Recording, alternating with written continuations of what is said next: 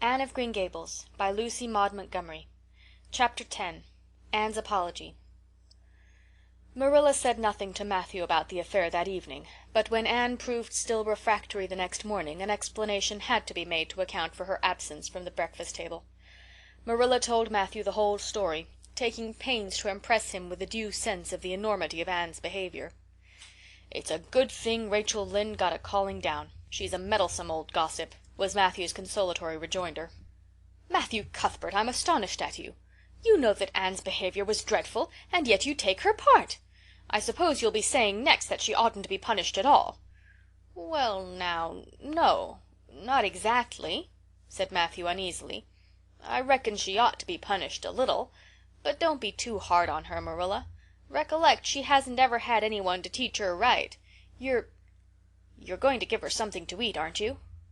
"When did you ever hear me of starving people into good behavior?" demanded Marilla indignantly. "She'll have her meals regular, and I'll carry them up to her myself. But she'll stay up there until she's willing to apologize to Mrs. Lynde, and that's final, Matthew."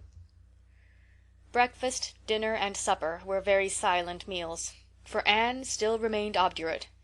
After each meal Marilla carried a well-filled tray to the east gable and brought it down later on, not noticeably depleted. Matthew eyed its last descent with a troubled eye. Had Anne eaten anything at all? When Marilla went out that evening to bring the cows from the back pasture, Matthew, who had been hanging about the barns and watching, slipped into the house with the air of a burglar and crept upstairs. As a general thing, Matthew gravitated between the kitchen and the little bedroom off the hall where he slept. Once in a while he ventured uncomfortably into the parlor or sitting room when the minister came to tea. But he had never been upstairs in his own house since the spring he helped Marilla paper the spare bedroom, and that was 4 years ago. He tiptoed along the hall and stood for several minutes outside the door of the east gable before he summoned courage to tap on it with his fingers, and then opened the door to peep in. Anne was sitting on the yellow chair by the window, gazing mournfully out into the garden. Very small and unhappy she looked, and Matthew's heart smote him. He softly closed the door and tiptoed over to her. "Anne," he whispered, as if afraid of being overheard. "How are you making it, Anne?" Anne smiled wanly. "Pretty well. I imagine a good deal, and that helps to pass the time. Of course it's rather lonesome, but then I may as well get used to that." Anne smiled again, bravely facing the long years of solitary imprisonment before her. Matthew recollected that he must say what he had come to say without loss of time, lest Marilla return prematurely. "Well now, Anne, don't you think you'd better do it and have it over with?" he whispered. "It'll have to be done sooner or later, you know, for Marilla's a dreadful determined woman. Dreadful determined, Anne. Do it right off, I say, and have it over." "Do you mean apologize to Mrs. Lynde?" "Yes, apologize, that's the very word," said Matthew eagerly. "Just smooth it over, so to speak. That's what I was trying to get at." "I suppose I could do it to oblige you," said Anne thoughtfully. "It would be true enough to say I'm sorry, because I am sorry now. I wasn't a bit sorry last night. I was mad clear through, and I stayed mad all night. I know I did, because I woke up 3 times and I was just furious every time. But this morning it was over. I wasn't in a temper any more, and it left a dreadful sort of goneness, too. I felt so ashamed of myself, but I just couldn't think of going and telling Mrs. Lynde so. It would be so humiliating. I made up my mind I'd stay shut up here forever rather than do that.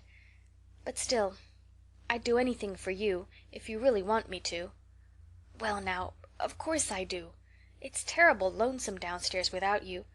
Just go and smooth things over, that's a good girl." "Very well," said Anne resignedly. "I'll tell Marilla as soon as she comes in I've repented." That's right, Anne. But don't tell Marilla I said anything about it. She might think I was putting my oar in, and I promised not to do that." "Wild horses won't drag the secret from me," promised Anne solemnly. How would wild horses drag a secret from a person anyhow? But Matthew was gone, scared at his own success. He fled hastily to the remotest corner of the horse pasture, lest Marilla should suspect what he had been up to. Marilla herself, upon her return to the house, was agreeably surprised to hear a plaintive voice calling, "Marilla," over the banisters. "Well?" she said, going into the hall. "I'm sorry I lost my temper and said rude things, and I'm willing to go and tell Mrs. Lynde so." "Very well." Marilla's crispness gave no sign of her relief.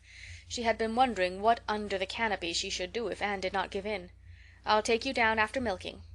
Accordingly, after milking, behold Marilla and Anne walking down the lane, the former erect and triumphant, the latter drooping and dejected.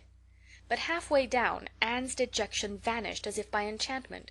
She lifted her head and stepped lightly along, her eyes fixed on the sunset sky, and an air of subdued exhilaration about her. Marilla beheld the change disapprovingly. This was no meek penitent such as it behooved her to take into the presence of the offended Mrs. Lynde. "What are you thinking of, Anne?" she asked sharply. "I'm imagining out what I must say to Mrs. Lynde," answered Anne dreamily. This was satisfactory, or should have been so, but Marilla could not rid herself of the notion that something in her scheme of punishment was going askew. Anne had no business to look so rapt and radiant. Rapt and radiant Anne continued until they were in the very presence of Mrs. Lynde, who was sitting knitting by her kitchen window. Then the radiance vanished. Mournful penitence appeared on every feature.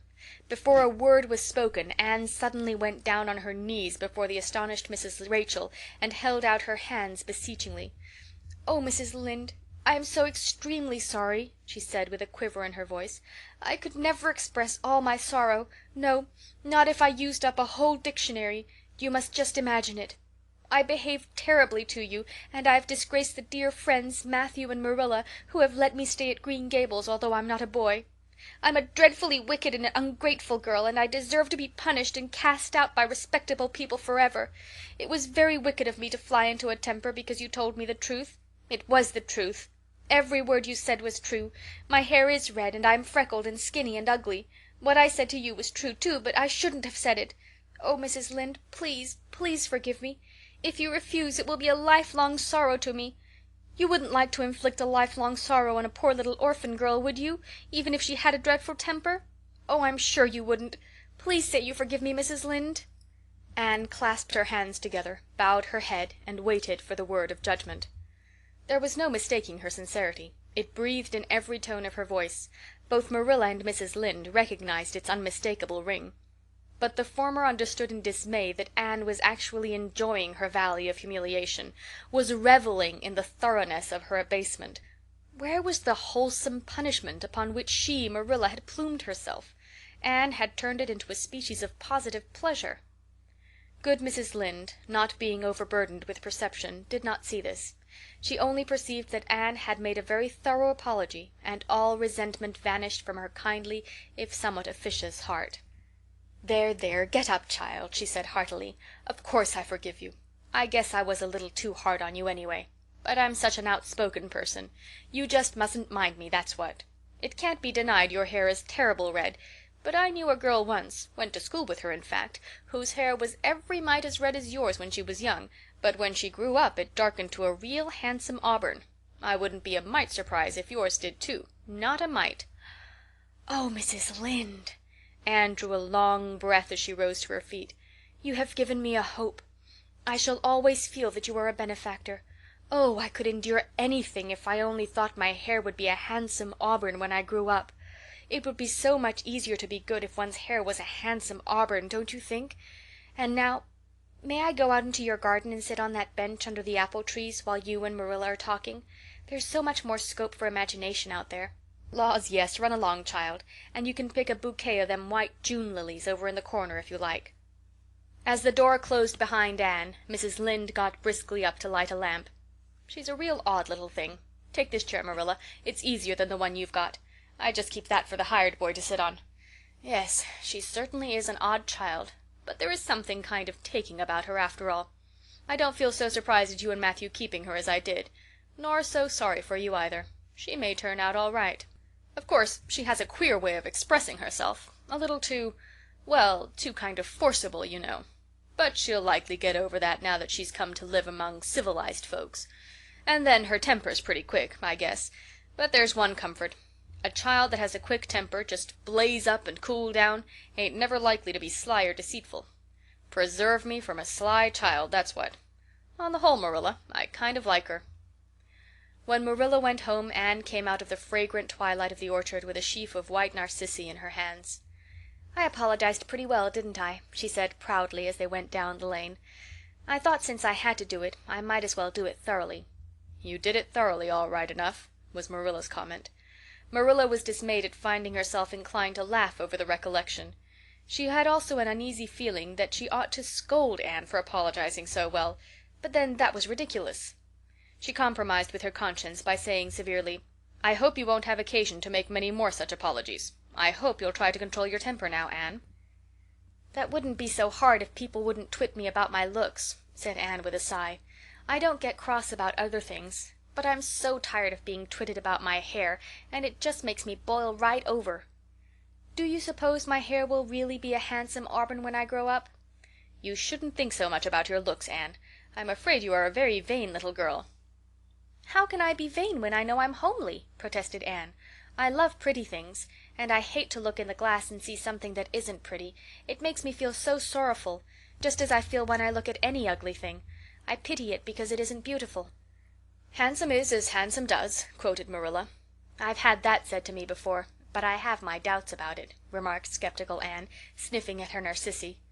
"Oh, aren't these flowers sweet? It was lovely of Mrs. Lynde to give them to me.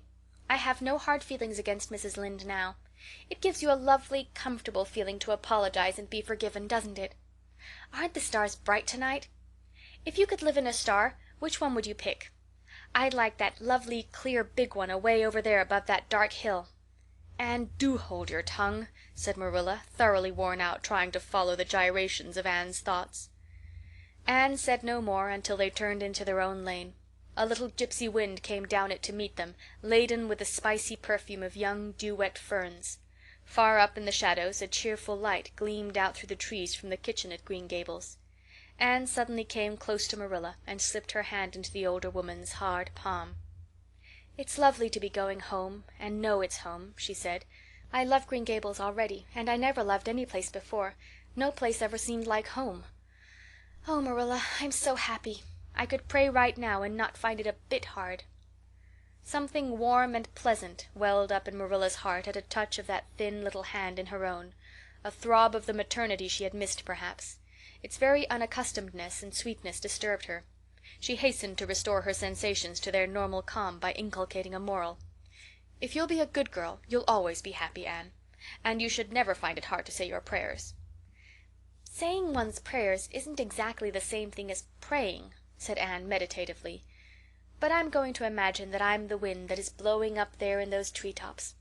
When I get tired of the trees I'll imagine I'm gently waving down here in the ferns, and then I'll fly over to Mrs. Lynde's garden and set the flowers dancing, and then I'll go with one great swoop over the clover field, and then I'll blow over the lake of shining waters and ripple it all up into little sparkling waves. Oh, there's so much scope for imagination in a wind. So I'll not talk any more just now, Marilla." "Thanks be to goodness for that," breathed Marilla in devout relief. End of chapter 10.